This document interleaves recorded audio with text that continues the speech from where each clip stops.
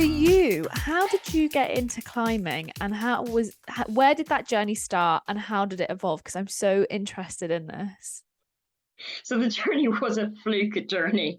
So I was 8, went on a school trip with my school. We went to Uh-huh. France, and there was a climbing wall there. I'm not scared of heights, but I'm scared of landing. But at the time, it was translating to I'm scared of heights. Yeah. Because I don't know how to land. I've got a phobia of landing, funnily enough, not of Uh-huh. falling and not of heights. But it took a while Yeah. to understand that. So when I had to go up, we just went like traversing. But I actually freaked out at Mm. about a meter above the ground because I couldn't come back down because I was freaked about the idea of landing on something. Yeah. Um, and then we had to actually get harnessed up and top rope all the way up.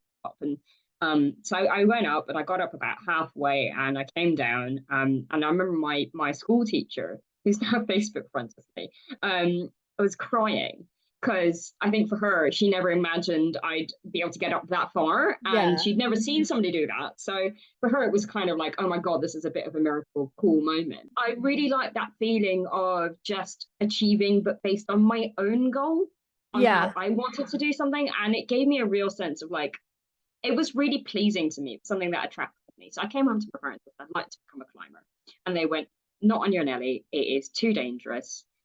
We don't know anybody else who climbs, and you're literally doing martial arts right now. I was just transitioning from competitive swimming to starting martial arts and hopefully becoming competitive in over the years to Yeah. come. So no.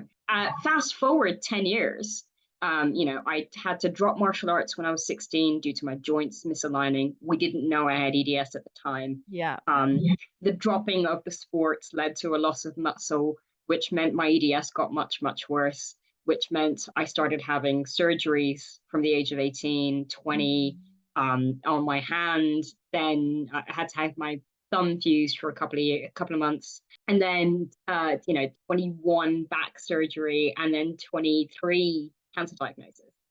And then one of my best friends, who went on the same school trip as me when we were 8, who did become a climber, who'd been trying to persuade me for years to climb, sort of went, look, why don't you come climbing with me? And I went, you kidding? Because the problem is the cancer treatment had caused damage in my left arm. So I sort of said to my friend, and this was like, I just finished chemo. I was struggling. I didn't have, my hair wasn't back. My eyebrows Yeah. weren't back. Like I was wrecked, not just physically, but spiritually wrecked.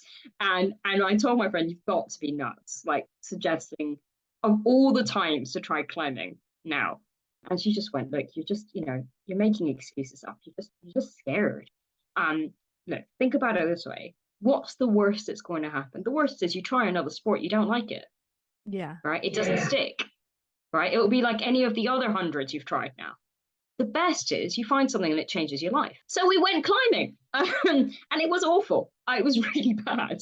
Like I could barely get up anything. I didn't get up anything at all. Like I got up a few moves and that was it.